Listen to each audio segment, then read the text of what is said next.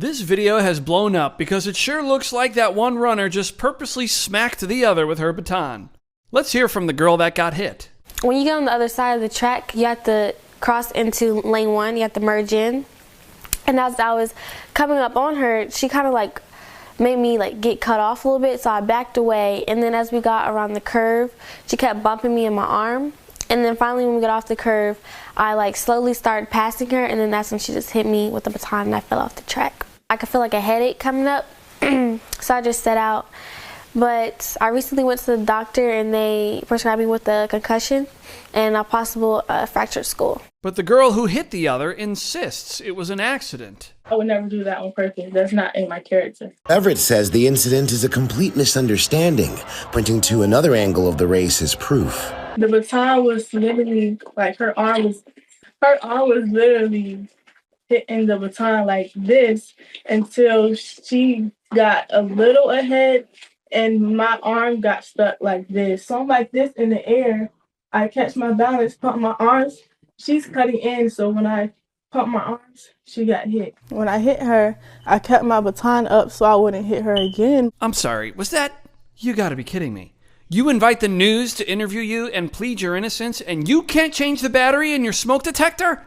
Come on. I'm just a person by myself. Nobody's going to believe me because I can admit from the video it does look purposeful, but I know my intentions and I would never hit somebody on purpose. Everybody has feelings. So you're physically hurt, but you're not thinking of my mental, right? It's many, like thousands, hundreds of thousands of people attacking me, and all of like her family is thinking of, oh, my daughter's hurt. So I don't care about her feelings, you know? And at the end of the day, I'm still a minor too. I've never run track in my life, so it's possible that I'm missing something. The IC Norcom relay team was disqualified, a ruling that a local USA track and field official finds questionable. He says a play-by-play look shows that the Brookville athlete was running closely to Alayla. If a person comes up on the outside, they got to be a full stride ahead of me before they can cut in front of me. That very well could be true. Let's look a little closer, like this was the Zapruder film. We see our two girls here are very close to each other in this lane.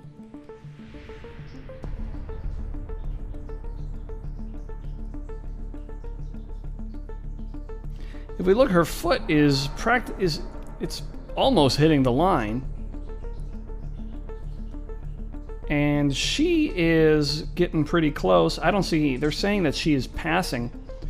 It doesn't seem that she would actually be passing here because there's someone right in front of her. So if anything, they're just getting close to each other, but I can't imagine that there's a pass going on here. But again, what do I know about track? Now, the claim is that her baton gets stuck.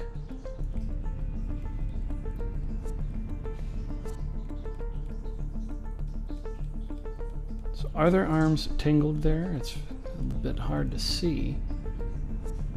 They're certainly close to each other. There may be some entanglement there, or maybe her arms... it looks like her arm's behind. Okay.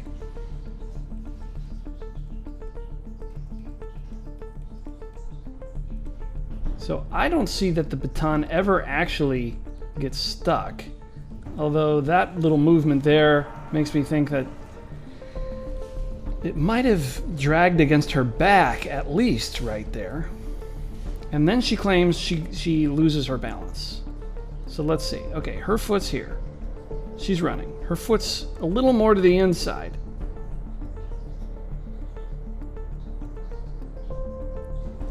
She's certainly off balance there. There's no doubt about that.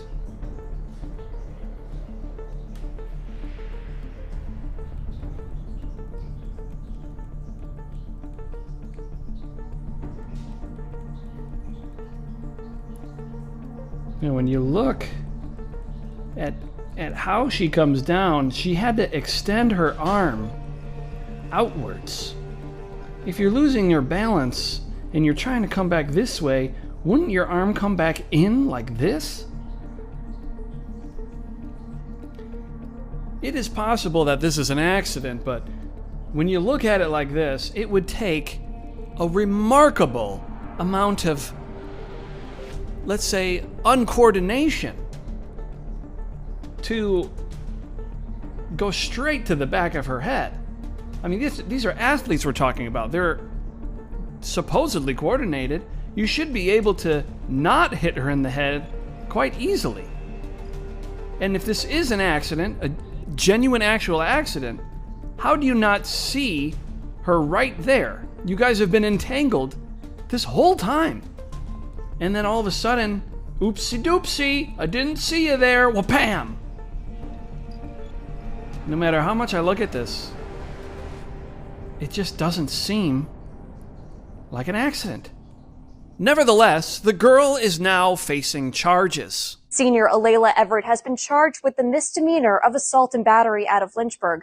Now, I spoke with Everett's father, who told me his family is going to fight this to help clear their daughter's name. We spoke to Lynchburg Commonwealth's attorney Bethany Harrison, who explained the outcome for Everett if she's found guilty in juvenile court. The court has many what we call dispositional options available to it, many things the court can order to help in that goal of rehabilitation. It could be community service, it could be time in detention, and a lot of things in between, like counseling services of that nature.